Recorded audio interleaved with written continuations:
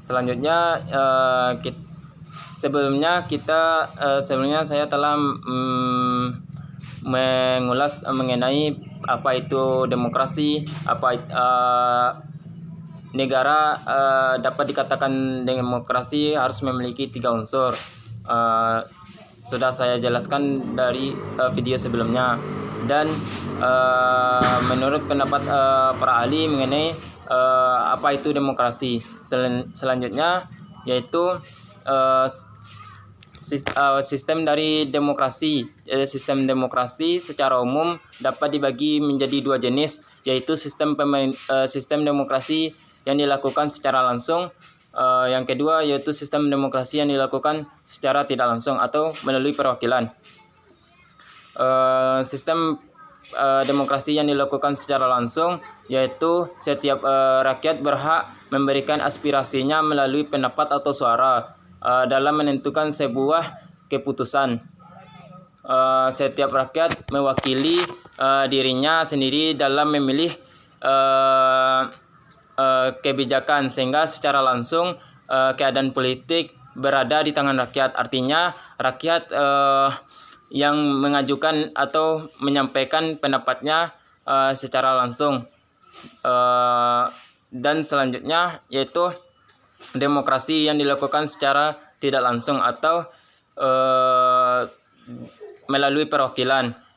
Di sini DPR atau Dewan Perwakilan Rakyat berperan sebagai mengumpulkan suara atau pendapat dari rakyat.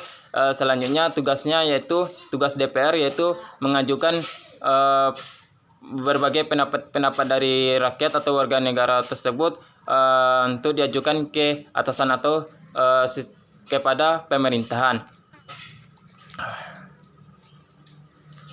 Selanjutnya yaitu jenis dari demokrasi, dilihat dari segi prioritas. Di jenis demokrasi, satu yaitu demokrasi material, yang kedua demokrasi formal, dan yang ketiga yaitu demokrasi campuran antara demokrasi material dan demokrasi formal.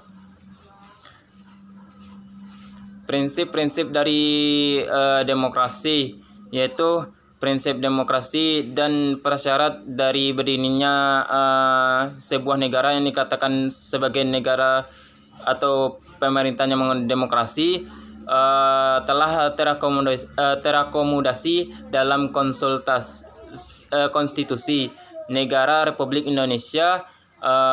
Prinsip-prinsip tersebut dapat dijelaskan antara lain adalah sebagai berikut, yang dimana kedaulatan berada di tangan rakyat. Yang kedua, pemerintahan berdasarkan persetujuan dari rakyat yang dipilih atau dari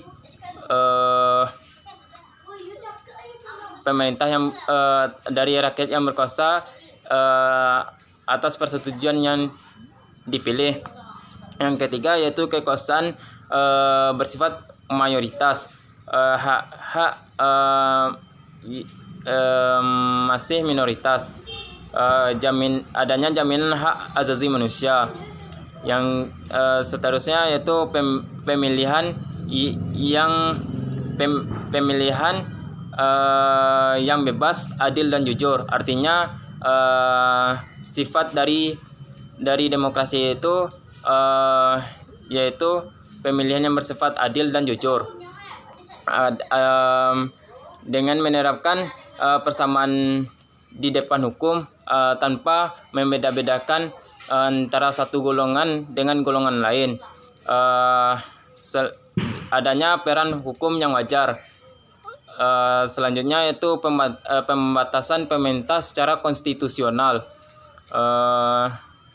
Selanjutnya itu pluralisme sosial, ekonomi, dan politik. Adanya nilai toleransi, pragmatisme, kerjasama, dan mufakat. Semua itu